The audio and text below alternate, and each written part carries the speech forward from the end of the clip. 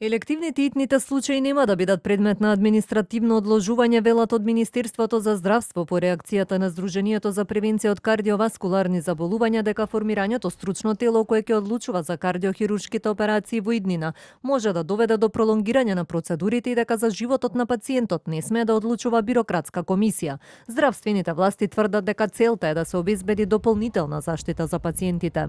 Министерството за здравство со внимание ги разгледува реакциите на Сдруженијата на пациенти и нагласува дека целта на најавениот стручен и контролен механизам е да обезбеди дополнителна заштита на пациентите.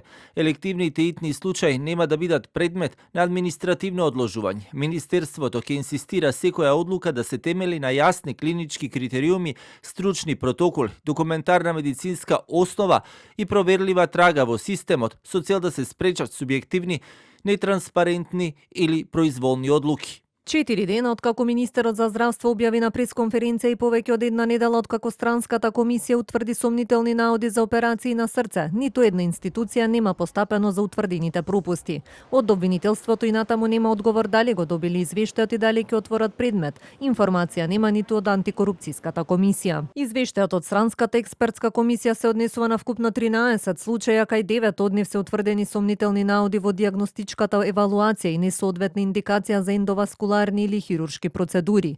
Министерот Алиу рече дека извештајот нема да биде јавно објавен бидејќи содржал медицински и лични податоци.